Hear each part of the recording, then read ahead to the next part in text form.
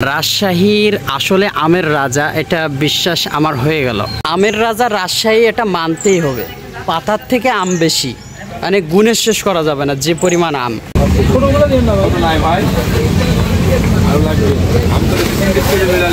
আমি রাজশাহী আসছি সফরে, এই যে গাছে কোনো পাতা নেই, অর্থাৎ গাছে তেমন ডাল নেই, কিন্তু আমে ভরা।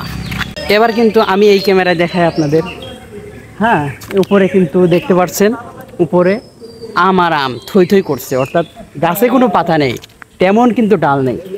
এই গাছে যে বড় বড় আম, দেখলে একটু অবাক হবেন। এই যে দেখো ভাই, আসলে আমে বিখ্যাত এমনি বলা হয় নাই। এই যে দেখতে পাচ্ছ কত বড় বড় আম, এটাকেই বলা হয় সেই রাজশাহীর আম। তবে একটা জাদু, আমগুলো দেখতে লাল লাল কিন্তু এখনো পাকে নাই। গাছের আগা, যেমন বাঁশের একটা আগা থাকে শুরুতে শেষ, কিন্তু এই গাছের কোনো আগা নেই, কিন্তু আম অভাব নেই।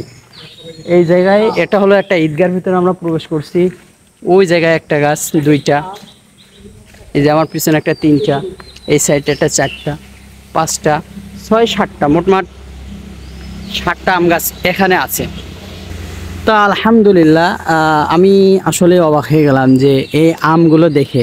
সবই কিন্তু আল্লাহর নিয়ামত, আল্লাহ তাআলা দিয়েছেন, এজন্যই কিন্তু এই আমগুলো হয়েছে। এই যে এই গাছটা একটু দেখেন, ঠিক আছে, এই গাছটায় আমের অবস্থাটা দেখেন, অস্থির। রাজশাহী মানে গাছে পাতার থেকে আম বেশি, এটা মানতেই হবে।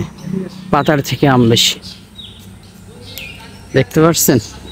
অনেক বয়স, এই গাছগুলোর বয়স মিনিমাম তো হবে 80 বছর, 100 বছর তো হবে, কিন্তু আম এখনো ভরপুর।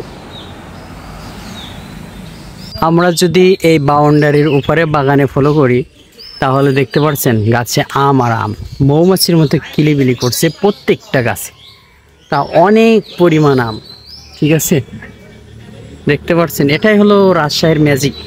অর্থাৎ যখন আমাদের শহরে আম শেষ হয়ে যায় গ্রামে, তখন কিন্তু এই রাজশাহী থেকে আম যায়। এই সব আমি দেখি কাগজ দিয়ে মুড়িয়ে সুন্দর করে তারা বিক্রি করে। এখন বুঝতে পারলাম এই জায়গায় এসে, এই আমগুলোই কিন্তু ওই সময়টায় বিক্রি হয়, অর্থাৎ আনসিজন বলে, যেটা সময় না আমাদের ওই দিকে, কিন্তু এদিকে তখন ভরপুর আকারে আম বিক্রি হয়।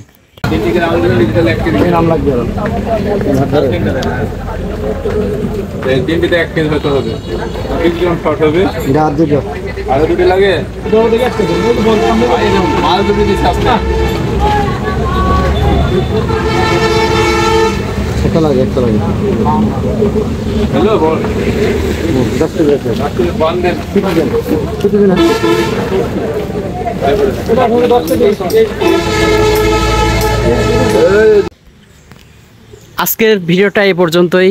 যদি ভালো লেগে থাকে, এরকম সুন্দর সুন্দর তথ্য দেখতে চাও, আমাদের চ্যানেলের সাথে থাকতে পারো। ভালো থাকবা, সুস্থ থাকবা, চ্যানেলটি সাবস্ক্রাইব করে আমাদের সাথে থাকবা। আসসালামু আলাইকুম।